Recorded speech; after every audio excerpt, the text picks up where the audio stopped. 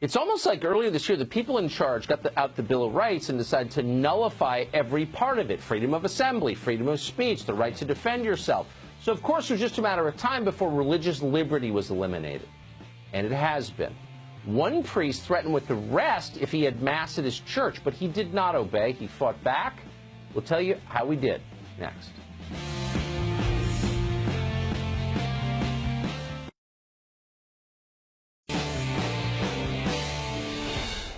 Welcome back to a special edition of Tucker Carlson Tonight. Again, it's hard to believe this could happen in this country, but it has. Earlier this year, officials in New Jersey threatened a priest with jail if he held Mass in his church. That priest was Kevin Robinson. He's a Catholic priest at the St. Anthony of Padua Church. Robinson responded by filing a lawsuit against the governor of New Jersey, Phil Murphy.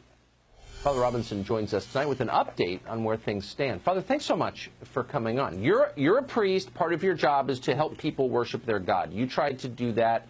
The state threatened to arrest you. You filed suit. Where are you now with this? Well, thanks for having me back on, and appreciate everything you've said. Perfect.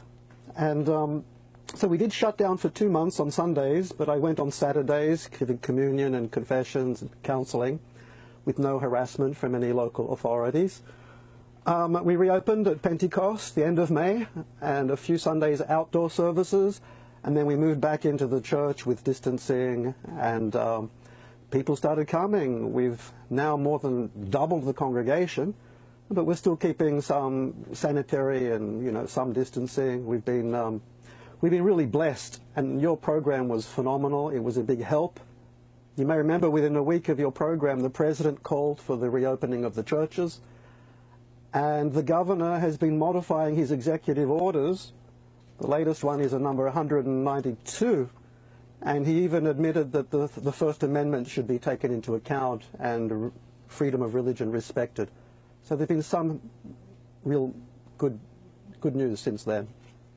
I'm amazed by what you just said, that the size of your congregation has doubled. We're seeing churches across the country really teeter on the edge of going out of business, going under, but yours has doubled? Why do you think that is? People are looking for truth, holiness, and some courage, conviction, and other churches are very restricted, if not closed altogether, and the people who are coming to us are very grateful. And you may have heard the Supreme Court backed us up just last week.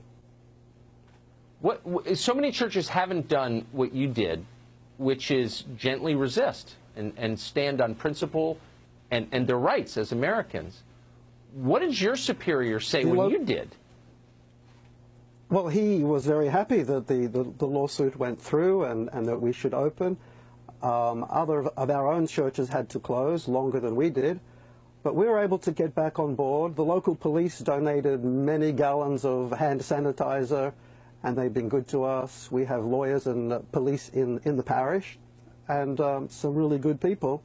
And then the Thomas More Society, God bless them, took this all the way to the Supreme Court. And you know what happened just last week? Yes. The Supreme Court, they said simply that you must treat churches at least as favorably as secular businesses in the effort to contain the virus. At the end of November, there was a Brooklyn decision against the governor, and the Supreme Court vacated the local district court's refusal to grant us an injunction which prohibited the unfair limitation of churches to 25% capacity, while secular businesses and schools could be 100% or 50%. So the Supreme Court now requires the district court to reconsider its clearly false decision. And that's where we're back at now. Thank you for doing that, not just for your congregation, but for the country. Father Robinson, I appreciate your coming on tonight. Thank you. Thank you for promoting it. It's wonderful blessings for many people, thanks to your promotion of the truth. Well, it's heartfelt. I can promise you that. Father Robinson, thank you.